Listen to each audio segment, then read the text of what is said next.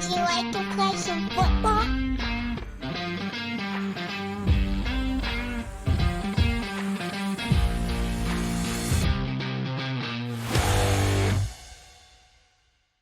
Hey, everybody. Welcome to Gridiron and the Gospel, a faith in college football podcast. Yet another episode, another great week of college football. I'm George Schroeder. And I'm Brad Edwards. As we all know, life can be difficult on the road, especially when you're combining that with the pressure of having to win games late in the season to get into the college football playoff.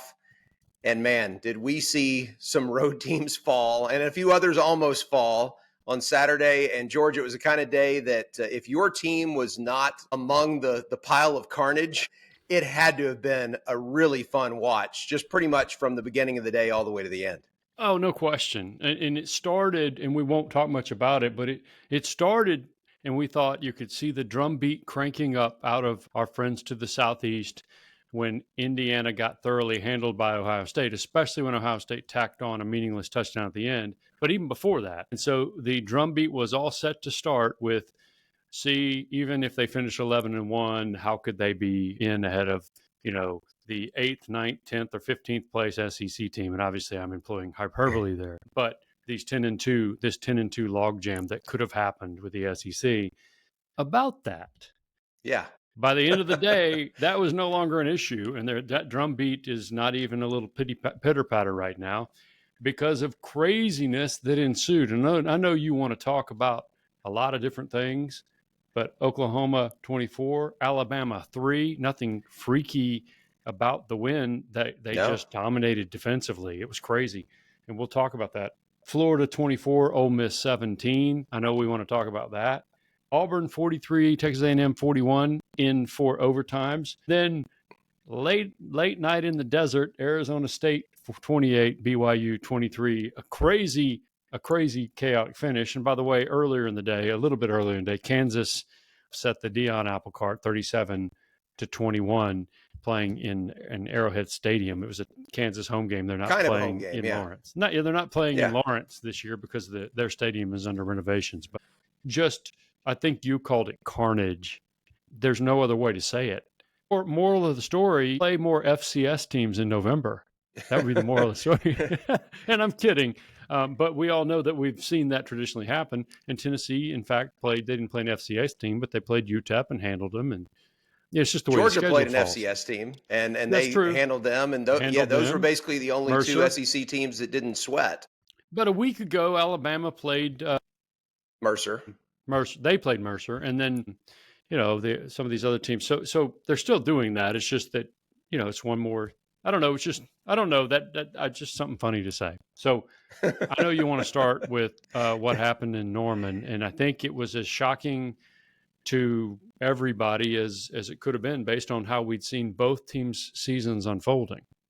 Yeah, I mean, this was the biggest surprise of this one, aside from the fact that Oklahoma won, is that the game was basically over at the end of the third quarter. I mean, there was a highly controversial call that took an Alabama touchdown off the board early in the fourth quarter. And yet you won't find very many Alabama fans pointing to that and trying to use it as an excuse, because they know they were so thoroughly beaten that one touchdown didn't make any difference. And that's what was so crazy about it, is that it was so lopsided. And look, some of the people listening know that I went to Alabama. I started as a freshman in the fall of '89.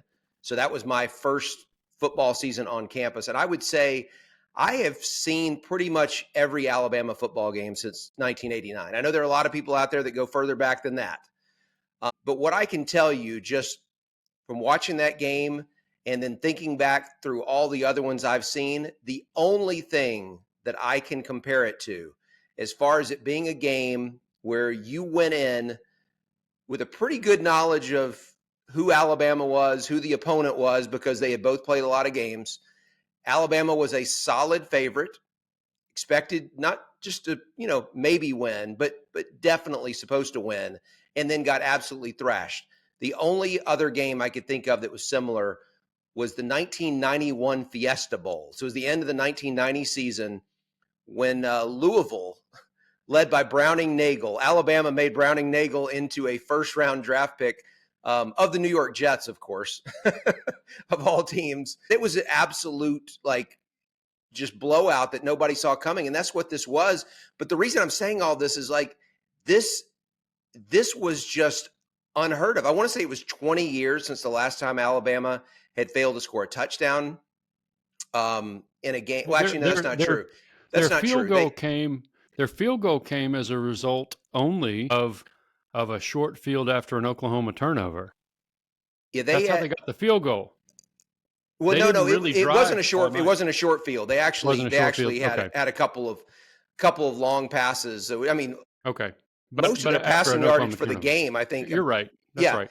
Came on that drive, but yeah, it was crazy. And actually, now that I think about it, it was actually that 9-6 LSU field goal fest was the last time they hadn't scored a touchdown in a game. But like, you just remember all the times under Nick Saban when Alabama would lose. It was almost always shocking when they would lose, but when they did, it was usually a last second field goal. It was, some crazy bounce that occurred, and this was just domination in pretty much every phase of the game from very early. In fact, if anything, George, Oklahoma should have scored more points. They gave away some opportunities in the first half and didn't get their first touchdown until late in the second quarter, or else this game could have been over sooner than it was. I mean, it looked like Alabama was completely unprepared. And that was what was just so surprising about it, is that and I don't want to sit here and start like pointing fingers at Kalen DeBoer and Jalen Milroe and all, but you never saw anything like this under Nick Saban, as far as a team just completely and utterly unprepared to play a game, seemed like they had no idea what the opponent was going to do. And the fact that this was an Oklahoma offense that you knew going in was pretty much incapable of throwing the ball, and they didn't throw the ball. And yet they still had 2 100-yard rushers. It was crazy. And look, you look at it now, and I don't look, it's possible, if there are more upsets this weekend, that we could end up with a 3-loss team getting in, but I don't think Alabama has any case to be that 3-loss team. For something like this to happen as late in the season as it did, I just don't know what you're hanging your hat on, because this was embarrassing, and there was absolutely nothing about that team that in any way would say that they belong even close to a college football playoff. That's right. Well, they got dominated, which now I will say this. And so they've been dominated by a Vanderbilt team that's pretty good. But they lost by 5, right? Right. You're right. They didn't get dominated. They lost to a pretty good Vanderbilt team. They got dominated by an Oklahoma team. Their defense was dominated by Vanderbilt. They got dominated by an Oklahoma team on both sides of the football, which has not been very good, except on the defensive side of the football. I would just say this one thing. Oklahoma's defense is, I got friends in Oklahoma that would say it's close to elite. I don't think it's quite elite, but it's a very good defense that gets worn out or put in bad situations. I said short field earlier because they've done that a lot. Their offense keeps giving the ball to the other team, or just going 3 and out or 5 and out or something like that.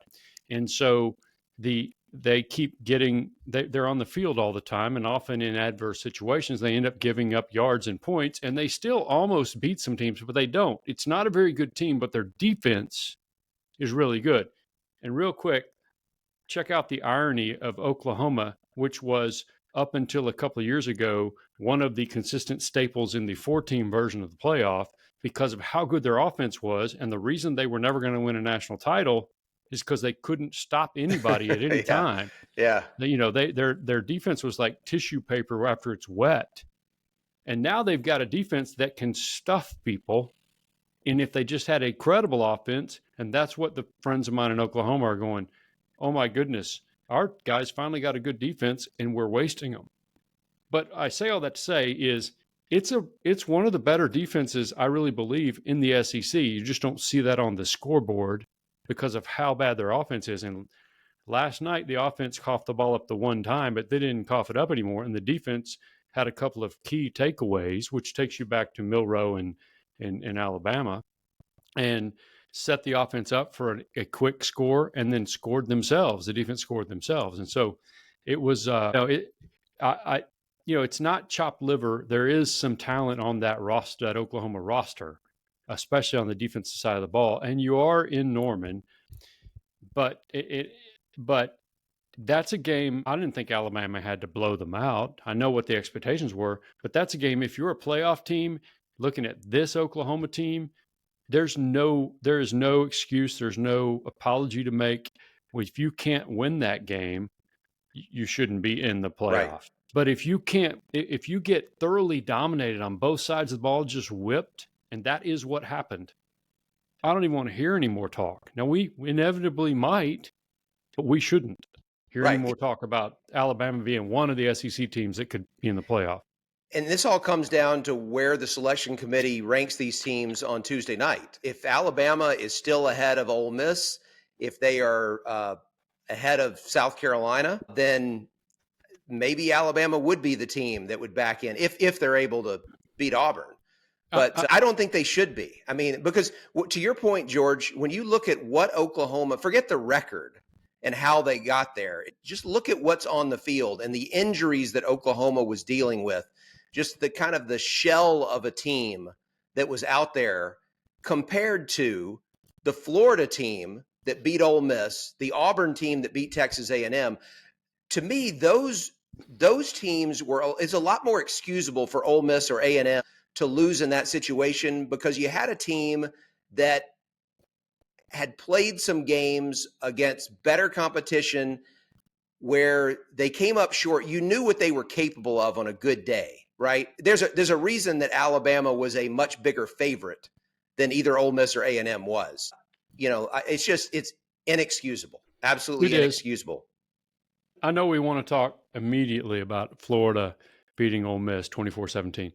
Real quick, though, I do want to let's go bigger picture and zoom back out and then zoom back in. We were talking about whether the SEC would get 4 teams in or 5. That's what we were talking about, right? Now it's 3. It's Georgia, Texas, and Tennessee. That's the 3. Now, if A&M were to win and beat Texas this weekend on Kyle Field and go to the SEC championship game and win it, that's the only path I see to 4 at this point. Yeah. Obviously, what happens in other conferences matters if there are other things that happen. But the path suddenly opened up to the ACC to get a couple in. Right. But so the whole thing I'm saying is if A&M were to win out, then you could see 4. But you're asking the committee to put Texas in, even though they lost to A&M, and who did they actually beat? And I think they probably would do that, but that's the path to 4. Yep. Otherwise, I see 3: Georgia, Texas, Tennessee. The only thing that changed with Texas from when we had this conversation last week is now their wins over Florida and Oklahoma look better. They absolutely do. That's right. That helps. That does help. Even though they did beat Florida with a third-string quarterback, with Florida playing with a third-string quarterback, not Texas. Right. Yeah, but they blew them out. They blew them out. So anyway, absolutely blew them out. Yeah. So I just think, that is the new conversation. So Indiana, if it finishes 11-1, and it should, and then I think the path just opened to a second ACC team. The Big 12 is its own special melting pot of crazy, which we won't even really get into. But you do want to, and we should talk about what just happened in Gainesville too, because Ole Miss had everything in front of it basically, and Lane Kiffin, and you mentioned this, and we were going to talk about it on this podcast. Lane Kiffin had talked about, hey, maybe it's better if you don't even get to the SEC championship game, don't win it, don't get the bye, you get the extra week, you don't take the extra pounding, whatever. Okay, I hear you. Or it wasn't so much that, it was like you don't take that potential extra loss. Well, how about you get the loss right now in Gainesville instead? So obviously the math doesn't work out as well. Maybe don't talk like that. Maybe don't talk like that. That sets you up for failure. And that's what we saw happen with Ole Miss, is that they were not sharp. And look, like Alabama, we had seen signs of this being possible, right? Like that Ole Miss team had shown up before. That Alabama team had shown up before. And so you know what they are when they're at their best, but you also know what they are when they're at their worst. And Ole Miss, they showed yesterday, they lost another game because of the one deficiency they have, which is offensive line. They were stopped several times on 3rd and 4th down, short yardage, because they for all of the areas in their team that they were able to fortify through the transfer portal, the one that they did not succeed in really upgrading from what they had been was the offensive line. And that's kind of been their Achilles heel. And once again, that's what bit them in Gainesville. Now, I think that a lot of people are going to point at Jackson Dart and the interceptions he threw at the end of the game. And look, he didn't have his best game, no question about that. But he got them there. It was unfortunate that that's the way that it ended. But once again, to me, it comes back to not being able to pick up, 3rd and 2, 4th and 1, when the game was on the line, when you're in the red zone and you need touchdowns instead of field goals. They were not able to do it, and it wasn't the first time this year that that's been the case. And man, when you consider I guess here's what I would say about these two teams that we just discussed, Ole Miss and Alabama. Both of them, when they were at their best, were capable of beating anybody in the country on a given day. And so if you are a team that projects to be in the playoff, you had to be thrilled to see those two more than likely go out. At this point, there's every reason to believe they will not be there. I mean, I guess, but I'm not saying that they were both a big threat to win it as far as they're going to string together 3 wins in a row. But if you're at Ohio State and Oregon, obviously Georgia already lost to both of them. Those are teams that you don't want to see because if they go and they play well, they can beat you. And they're more than likely going to be replaced in the field with 2 teams that are not capable of beating an Ohio State or an Oregon. And so I think that those losses, those upsets were big for some of the teams that are pretty high up on that list of national championship contenders. Yeah, I think that's fair. And look, one of the things we've seen the continued slippage. This didn't just start with Kalen DeBoer. Alabama had slipped a notch over the last couple of years of the Nick Saban era and I understand what I just said. Sacrilege. I got it, right? But they had clearly slipped a notch. They don't have the same playmakers, quite frankly, with the exception of the freshman receiver who's so otherworldly good.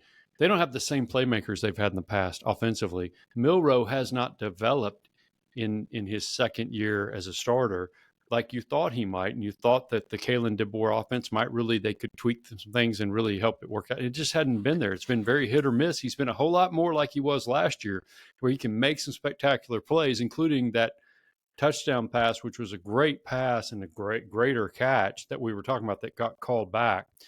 I mean, he can make some great plays, but he makes a lot of mistakes, and he's not never going to slice you and dice you just throwing the ball, which is what you need in today's world. He's the best running back on the field. He's a great athlete. There's all sorts of things like that, but he's not developed. There's that. And then defensively, they're just okay. They're just okay. Right. They're not even, they're just okay. Had they played a team with a more credible, Oklahoma blew 3 or 4 opportunities to blow that game further out. Yeah. Partly because Oklahoma is just so inept on offense. They dropped an easy touchdown pass. There were some things like that are just were like, well, that's Oklahoma this year. But Alabama's just, it's amazing not in a good way to see this happening. And the thing is whether you're Alabama, Ole Miss, any of these other teams that, had a lot of high profile recruits and now the season is pretty much over. You're not going to end up in the playoff. You're already working on preserving this roster and trying to keep guys from transfer out. That's the crazy thing about this world that we live in now, is that this regular season hasn't even ended yet. And I can guarantee you there are already guys who are preparing to put their name into the portal.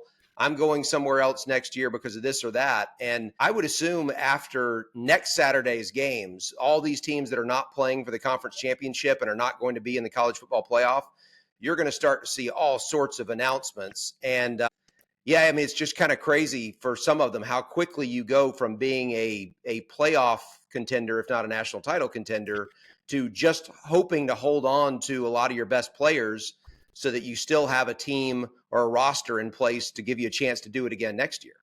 Can we talk real quick, just sort of on just make a little side note. Yeah. Florida, Ole Miss, right?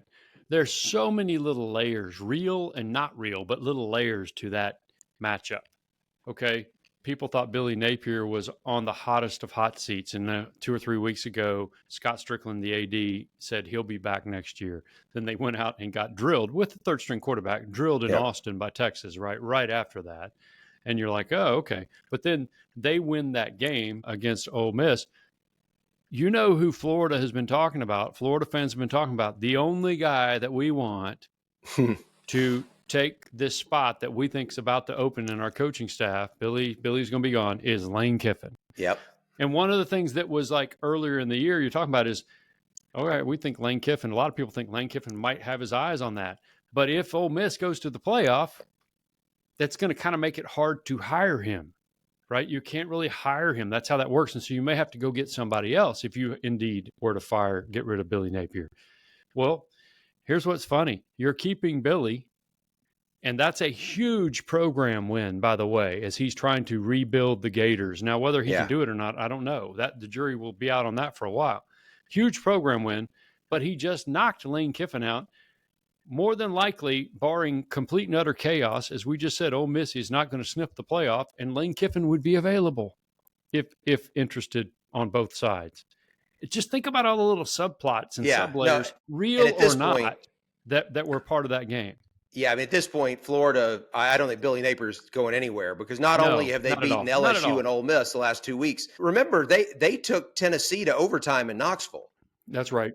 You know, after a dreadful first 3 or so games, like they have really turned it around. And look, I mean, while we're on this topic, I might as well make the point. If you watch the Alabama-Oklahoma game, you would have heard Chris Fowler and Kirk Herbstreit make this point a couple times, and I think it's worth reiterating because I think they're onto something, which is that a common thread when you look at, okay, whether it was Oklahoma, Florida, Auburn in the SEC, I would say you mentioned Kansas last week at the end of the show, and just that they were a team that had conference championship aspirations at the beginning of the season, had a dreadful start. They've bounced back now 3 straight wins against ranked teams and pretty much just thrown this whole Big 12 race into a complete mess. I mean, think about Minnesota, which almost knocked off Penn State, Wyoming almost knocked off Boise State, and then Utah, which took Iowa State to the wire. All of these teams that were playing at home that either pulled the upsets or almost pulled them are, I mean, maybe Wyoming is a little bit of an exception, but I would say that almost all of them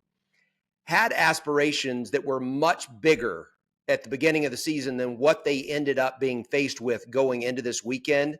And yet, in this era where we kind of have this attitude like, oh, it's all about the money now, it's all the players care about. Like, no, these players on these teams that were having mediocre seasons, they rose up. They showed they still care, right? Yep. They care about whether it's the school that they're representing, whether it's their coaches, their teammates, could be all of the above. But regardless, it's evident they still care. And I think that's great for the sport, for us to see that type of effort and attitude out of these teams at this stage of the season. Yeah, there's no question about it. Oklahoma, I don't think people thought they were going to be in the playoff mix, but there were a few people that thought they could be one of those contenders. They were preseason top 20. Right. They clearly are not, have had a terrible season. Their offense wasn't very good. Their offensive line is really bad. It's in the receivers, the numbers of injuries they've had to receivers are staggering. Had another one last night. We record this on Sunday nights. Again, I'll just sort of reiterate that. And yet they have, they yanked the quarterback Jackson Arnold during the Tennessee game. Then he finally gets the ball back and has just been okay, but he stuck in there, and so did the rest of them. And so there's that. Kansas is a great case study because they thought they were primed for maybe their best potential season at Kansas since the Mark Mangino era. And instead they started 2-6. Well, now they've won three in a row, all against, as you mentioned, ranked opponents. First time anybody under 500 has done that. And now they'll go and they have a chance, if they could beat Baylor, to achieve bowl eligibility. That is a tremendous testament to the fortitude of a team and these teams that you're talking about, and just sort of how these guys stick with it day after day after day. And we don't often see that. So I'm glad that you brought that out, and I'm glad that Chris and Kirk brought that out too. That's tremendous. Yeah. It's great stuff. Yeah.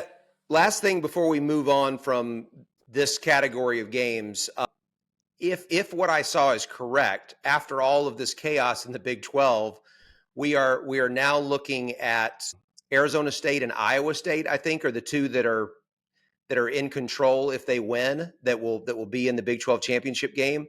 And if that is accurate, George, I have not There's a confirmed whole it. lot more scenarios than that. Yeah, right. But if that is what I think, there like 6 teams that are still alive, something like that, going into the final weekend, which is insane.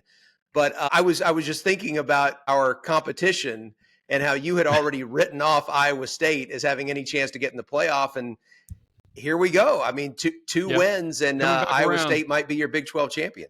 Coming back around, I'm rooting hard for those Cyclones. Thank you, Jonathan Howe, for picking. There you go, Jonathan. He saw it coming from a mile away. Yeah. No, he was trying to he was trying to just sort of stick like a wrench in the gears on me, and he did. But it's all good. No, you're right.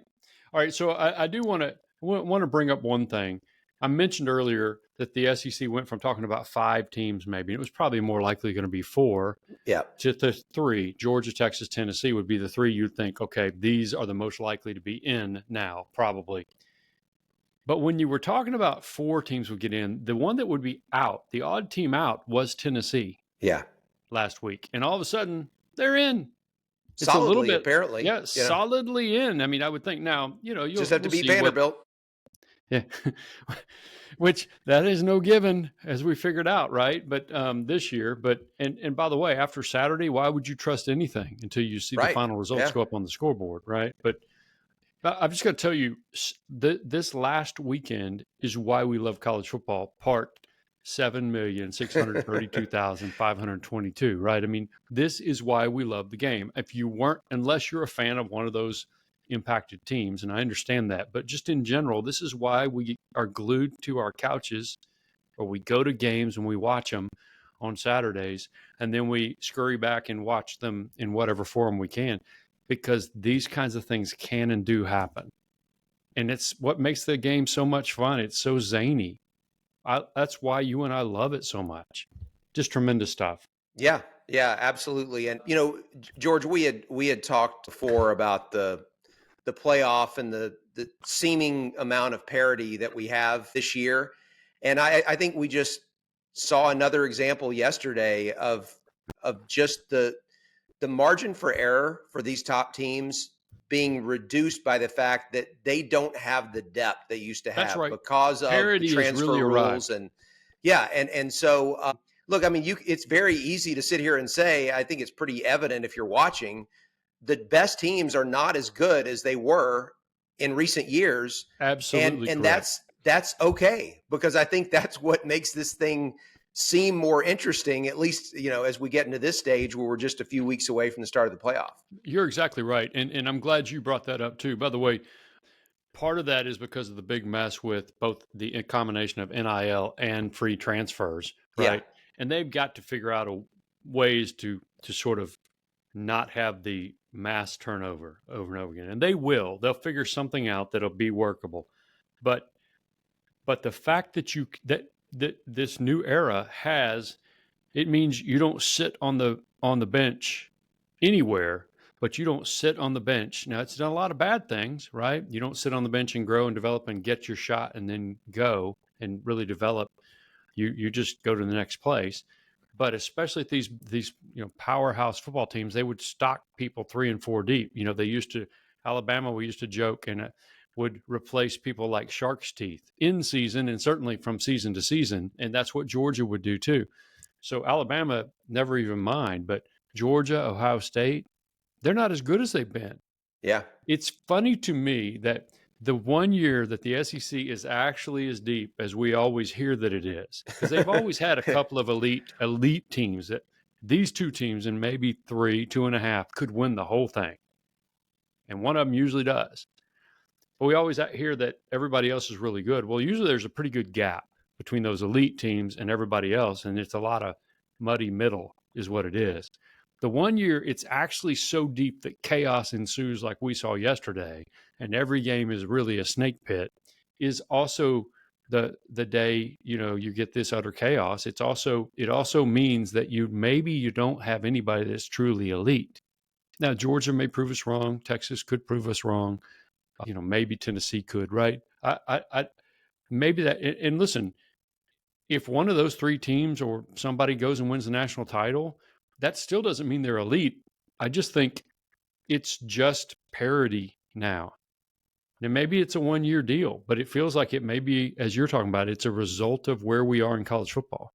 Yeah. And look, with the SEC, you and I have had this conversation, I think, off the podcast, which is that you look at teams like, Alabama, Georgia, and we'll throw Ohio State in there because they fall into that same bucket of teams that are just year in and year out are like always top 5 in recruiting. The roster is just filled with 4 and 5-star guys at every position. The reason that they've been so dominant in previous years is because in addition to having that talent across the board, they always had one of the, let's say, top 5 quarterbacks in the nation, right? So the teams that had the best talent everywhere also had the best quarterbacks.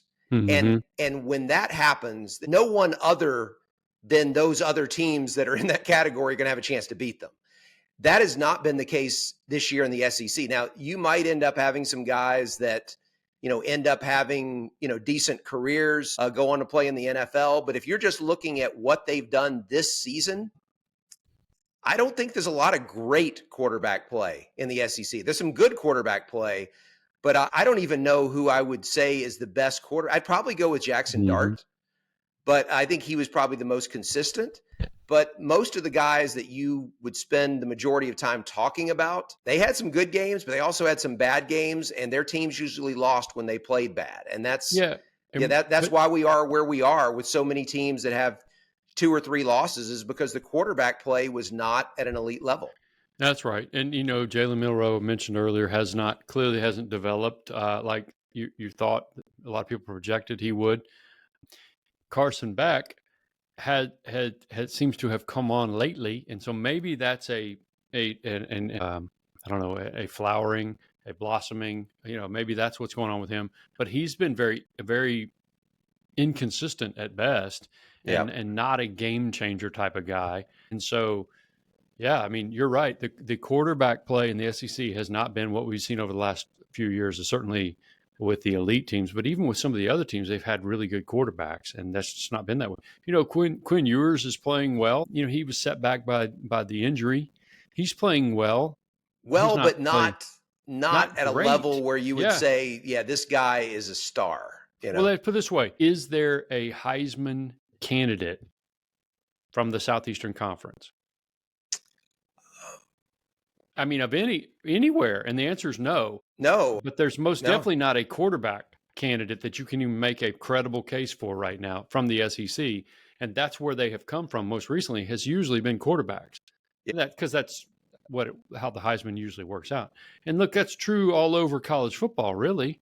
You want to know why Travis Hunter, now maybe the loss hurts to Kansas, but but he did everything he could to help them win. You don't want to know why he might win the Heisman? Because you tell me who's playing quarterback anywhere. And no offense to Dylan Gabriel, but he's been nice and good and having a great year, and he's had a great career, and he's leading the team that has been the best and most consistent so far in Oregon. I mean, who would it be? Yeah, because I think the Miami loss took a lot out of the Cam Ward support, although I still think he's phenomenal. But he's the best quarterback out of them all, I would say. No question. Yeah, but no, that's a great point. I think that's once again why we are where we are with the SEC teams in the playoff or not in the playoff. But the reason they all look so beatable is because they don't have that great quarterback play that we've been so accustomed to. Quick word, by the way, we've been like disrespecting Penn State for barely eking by some people. You know what they've been doing? Winning. Yeah. They've been doing what those SEC teams have not managed to do, which is to avoid losing to an unranked team. They ain't played nobody, Paul. So that's what. And they haven't, but at least they beat the nobodies, right? That's right. That's right. So give them credit for that. I'm glad you brought that up. Hey, real quick, just because we barely even mentioned the top 5 matchup, the Ohio State, Indiana. And you're right. There was a stage in the second half of that game where you're like, oh, Indiana's not being competitive. What might this mean? Turns out it means nothing because of what happened everywhere else. But if you really watch that game, I thought Indiana's defense showed that it belongs. Ohio State broke that game open with 2 plays against the Indiana punt team. One was a Special teams, snap. right? Yeah, one was a Which- snap that went through the punter's hands. That wasn't even ended the up, Ohio State end of things. That was just the kid didn't catch the yeah, ball. the kid just didn't catch the Right. ball. And they got The first and punter. goal at the 5, punched it in. And then there was a punt return touchdown by Ohio State soon after that, which ended up 79 yards. Yep. Yeah, and so that was, they're 14 points right there without anything that Indiana's defense could really do about it. Now, Mhm. Indiana's offense, I will say this, outside, and they had been dominant this season. Outside of the opening drive, which was a piece of work, outside of that, and then You the mean very it last was really drive, good, right? Is that what you mean? right? Yes, yeah, of artwork, a piece of art. Yeah. So, but outside of the opening drive of the game, and then their very last drive of the game, which tacked on a touchdown that had absolutely no impact on anything, ended up being canceled out by Ohio State getting a meaningless touchdown right after it. But aside from those 2 touchdown drives at the very beginning and the very end, in between, their offense could do absolutely nothing. And I think that's look, they're going to be in the playoff, and they should be. But as far as whether they have a chance to do anything in the playoff, I think it's going to come down to the matchup they get, because we saw that a really good defense can hold that offense down. And I think that's kind of my biggest takeaway from that game. I agree. And I think Ohio State is good enough to win the thing. And I think it's going to be a very interesting matchup, assuming, and we shouldn't assume, but Ohio State beats Michigan. If they beat Michigan and, they get a rematch with Oregon and whatever. But the one thing I would say is this: if we learned anything yesterday, I think it has a whole lot more like, I mean, how many teams out there are you really that afraid of? Whoever you are. Nobody is on their game every day. Right. Nobody, not even Oregon, unbeaten Oregon. Yeah. No one is on their game every day.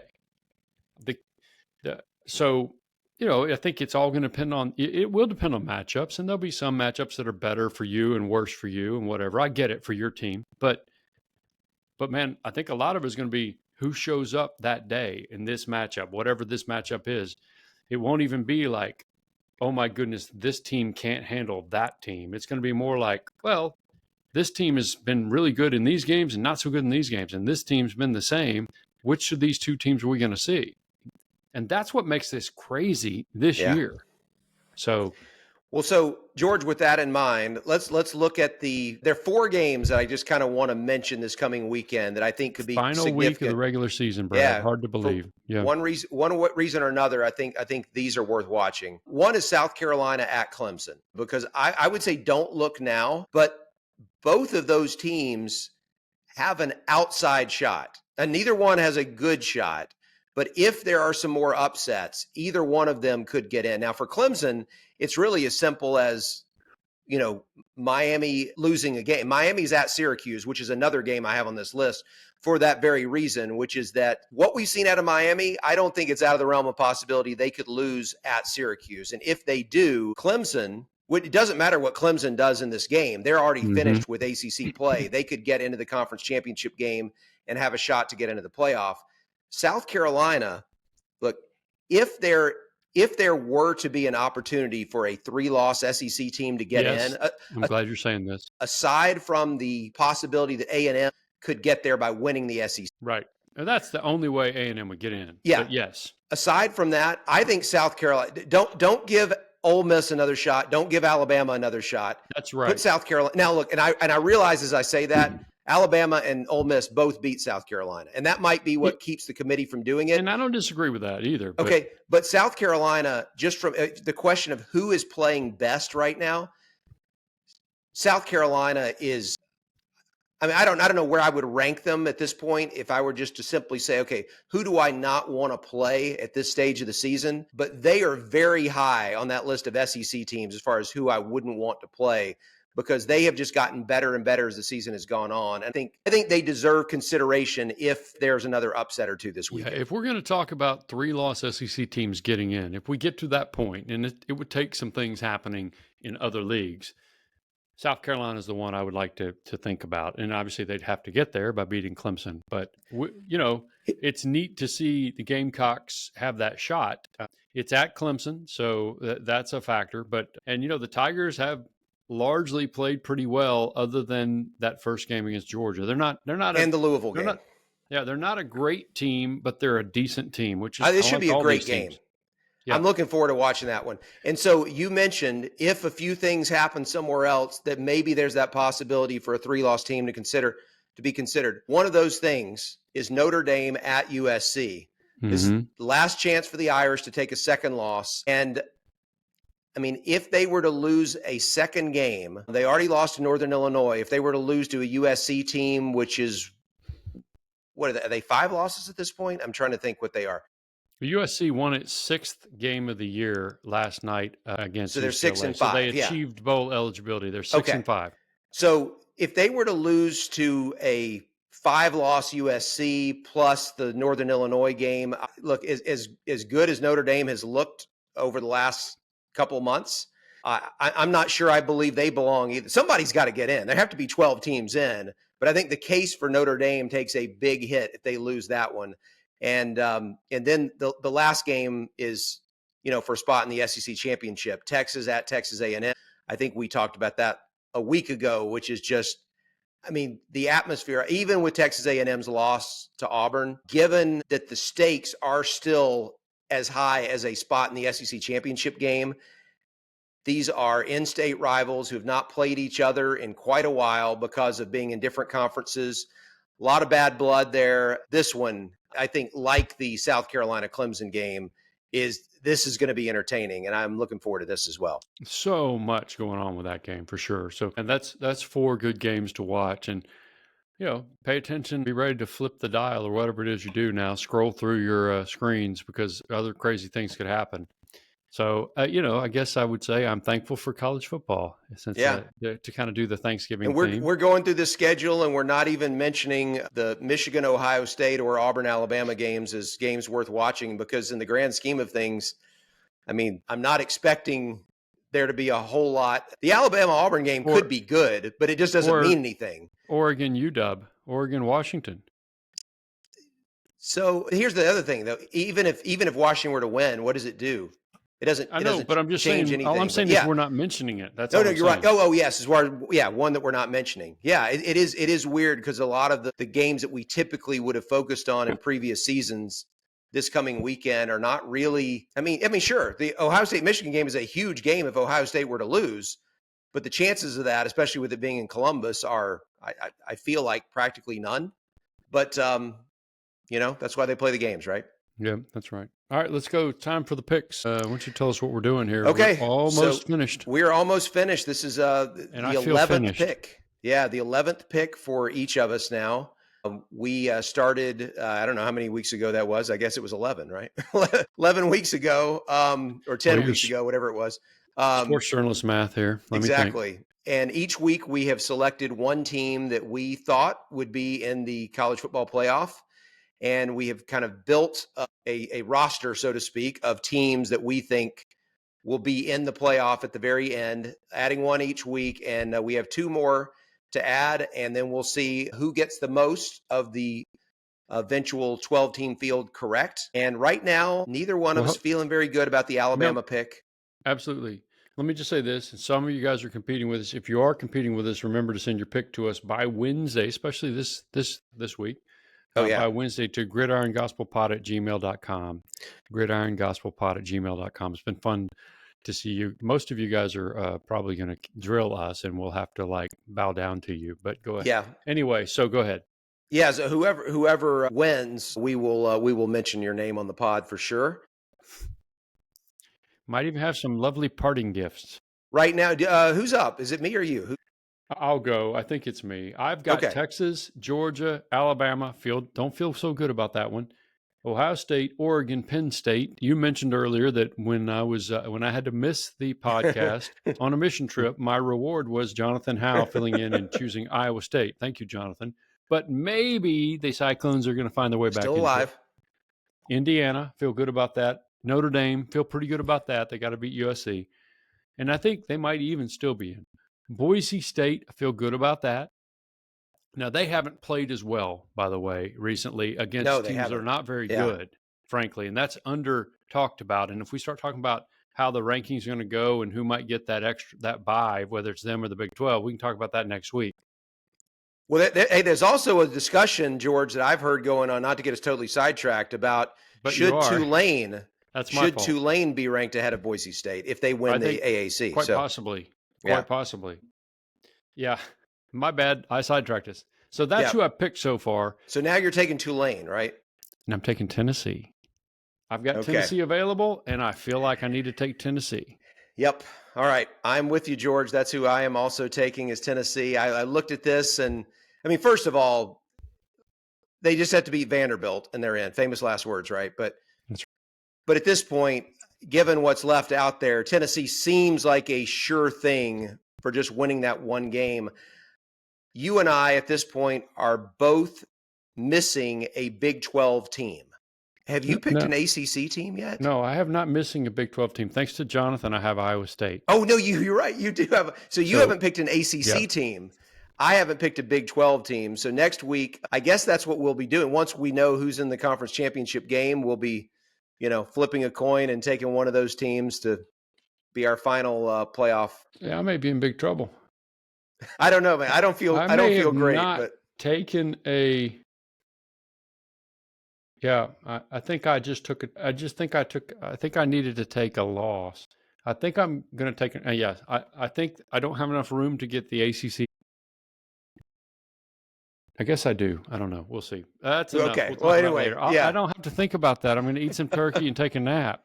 That's Watch right. some football. You got a week to think about it, and we'll finish up this competition next week, and then after the selection committee announces the field, we will know who won, and we will update everyone at that point. But that's it for the first half of our podcast, and we're going to get on into the locker room and have a halftime pep talk, see if we can get back on track for the second half, which is our favorite part of the podcast where we talk about our faith in Christ, and we'll be right back with that. The Faith and Sports Institute at Baylor's Truett Seminary is a place where Christian leaders in sports are formed and equipped through theological education, practical training, and useful resources. As a sports ministry leader, coach, athlete, pastor, or student who wants to learn more, you can apply for admission in an online or residential graduate degree program, take continuing education certificate classes, and participate in character and leadership practicums. Start your journey at baylor.edu/truett/FSI. Think deep, lead strong, and run the race well with the Faith and Sports Institute today. All right, welcome back to the second half of Gridiron and the Gospel of Faith in College Football podcast. George Schroeder here, Brad Edwards. We get to talk about our faith in Jesus, and as much as we love college football, this is the half that man, I look forward to all week long, and I hope our listeners do too, because we get to talk together about the one who saved us, the one who sustains us, all those things and so many more that Jesus does for us. And my favorite part of the second half is this segment that we do called On My Heart, where each week we say, hey, here's what God's doing in my life right now, or here's what he's impressed on my heart right now. And we kind of alternate, go back and forth on that. This week, though, Brad, it's your turn to tell us what's on your heart. Yeah, so I was having a conversation recently with some of the boys in our high school group, and they were talking about I don't know if how many people out there are familiar with, if you have kids, then you've probably come across this whole thing with these designations. For a long time, we've talked about the alpha, right? Like this is the leader. And then apparently they've come up with these new categories, and you've got the beta and the gamma, and there's the omega, and they're like all these, different ways of defining, what category like people fall into. And so from there, we just kind of gotten this idea of, okay, some people are leaders, some people are followers. And then, started looking at kind of how this whole thing emerges in the story of the Bible. And what I want to draw attention to is Genesis 3. And I don't know if this is going to have a lot of impact on many of our listeners, but it could be something that you are able to use in order to kind of focus people you love, younger people, and giving them a chance to think about this for themselves. So in Genesis 3, we have the story of the fall. And so, Mhm. everybody knows the story where the serpent offers the fruit to Eve. And after the conversation, he convinces her to take it and eat it. She gives some to Adam. He eats it. And from that point, as we all know, sin enters the world and death enters the world and all sorts of trouble that comes from it. What I wanted them to focus on is exactly how did this work? Okay, so Eve obviously is deceived by the serpent. And the question I ask is, what caused Adam to sin? And you could say Eve caused Adam to sin. And I mean, to a certain extent, yes, that is true, right? Adam at the same time knew what God had said. He knew what the commandment was not to eat from that tree. He did it himself. So I don't want to in any way confuse the point that Adam was responsible for his action. This is not an effort to blame Eve for what occurred. But the point that I want to convey is that the serpent did not then turn around and do the same thing to Adam that he did to Eve. He basically let Eve take over, and Adam followed Eve. And to the best of my knowledge, that is the only incident that we have where the serpent or Satan directly appears and coerces someone to sin or to do the wrong thing. And from that point forward, now I know about the temptation of Jesus in the wilderness, and that's a completely separate thing because obviously he wasn't successful. But if you look at the course of human history and the sins that we all commit and the many, many bad decisions that humanity has made for all of its history, it all stems to people following other people who are doing the wrong things. And so it's kind of, I look at this moment and I think that from the moment that Eve took that bite and then convinced Adam to do it, or Adam allowed himself to be convinced, this whole thing was basically on cruise control or autopilot, however you want to call it. And that Satan from that point didn't need to do anything more actively on his part. It was simply let people lead other people into doing the wrong things. And we have done a fantastic job Mhm. of Mhm. that, for thousands and thousands of years. And so what I wanted to challenge all the guys with was this. Look, even if you consider yourself an alpha, you follow someone.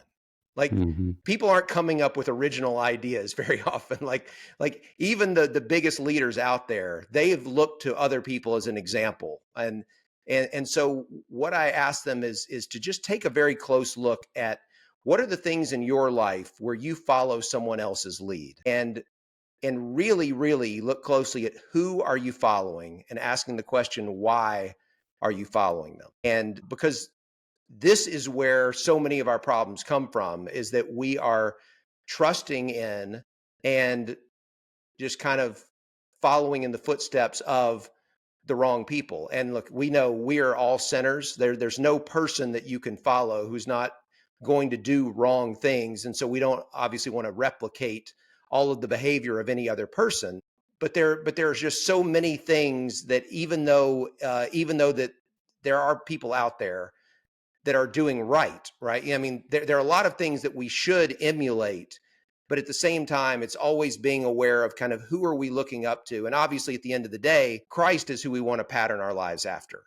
And he is the example of who we need to follow. But even beyond that, just specifically looking at people, are we following people who are following Christ and using Christ as the example? Or are we looking to other people to try to lead us in certain directions? And so I know that was kind of a long way to get there, but that's the point that I was trying to impress upon them.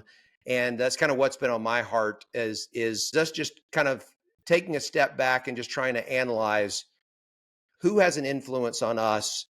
Who are we following? And in any instances where we're not directly following Jesus, if we're not directly following Scripture, and we're looking to a person for leadership, what person are we looking to, and who is leading that person? And I think that's just something that we all need to think a lot more about, so that we can just do our best to not continue to repeat the same problems over and over, even though we're bound to do it, right? I mean, we're sinners, we're bound to do it, but to try to limit that in our lives as much as possible. Yeah, I'm so glad you that first of all, and I say this all the time, I'm thankful.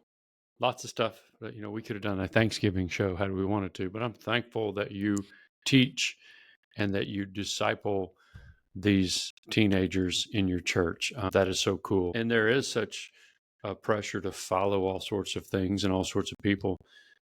My prayer is that they would follow Jesus, first of all, right? And that we would follow Christ and that our listeners would follow Christ. But man, to the extent that we follow people, follow someone who's following Jesus. Yeah. Follow someone who's following Jesus more closely than you think you are. And look, men are going to disappoint you. Women are going to disappoint you. That's what happens, because we're even as Christ followers, even those who've been redeemed by Christ, we still battle sin and we're not perfect. So ultimately, you point to and you follow the one who was sinless and is worthy of following and calls you to follow him and says, "Follow in my steps." The sinless one, Jesus, right? We're called to turn from our sin. All of us have sinned and fallen short of the glory of God, and to follow Jesus, to trust him, to follow him. And he's worthy of us following him. And if you would follow him and be imitators of God, then you're heading in the right direction. You're going to do the right things. And then when you fall, you just get back up and follow him again. But follow people. Find and follow people in your lives who are following Jesus closely. That's what I would say. And my hope is you become that person that other people are following because of how you're following Jesus closely. So you end up being the alpha in your group, as to use the terminology, right? Because people want to follow you because they see how you follow Jesus. That's my prayer. Right. I would love to see that be a thing for our listeners. Brad, I just want to say this. I love that segment on my heart. I'm thankful for you and for our podcast and our friendship beyond the podcast. I really am. But I'm thankful for this podcast. Thankful for the opportunity we've had, now for second season of this podcast to talk football and faith in Jesus together. And I'm thankful for our listeners. Man, y'all are the reason that we do this, because we want people to, we could just sit and talk and have a good time. We can do that on the phone or FaceTime, right? And I'm happy to do that one day if that's the way it ought to be. But I'm grateful that anybody would listen to us. So I'm thankful for y'all too. So my prayer is that you and I follow Jesus closely, and that we are people that maybe people think, hey, maybe I ought to follow those guys and see how their lives are. That's a high bar, man. And but that's my prayer, is that we would follow Jesus to the point where people would want to follow us because of how we're living like Jesus and loving like Jesus. Way more than you wanted to hear about that. I just thinking about that. I mean, it is Thanksgiving, and I just felt like, man, I want y'all to know how grateful I am for y'all. And I want you to know, Brad, how grateful I am for you. Well, and I'm thankful for you too, George, and for so many of the things that you just stated, the opportunity that we have to be here every week and to just talk about two things that we love, and that there are people who keep listening because they get something out of it. I hope they get more out of it than just enjoyable college football conversation, but we're happy and thankful for those of you who maybe are even only showing up for the first half. If you are, you're not even hearing this.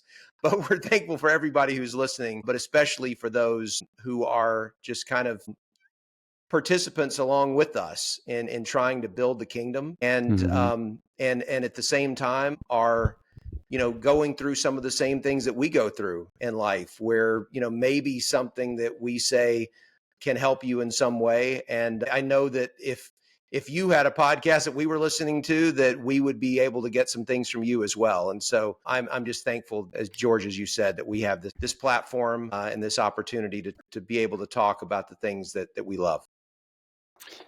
Well, I am too, and we'll come back and do it again next week, and we will be wrapping up the regular season next week and talking about whatever is going to transpire in the Some conference playoff championship thing. games. I don't know.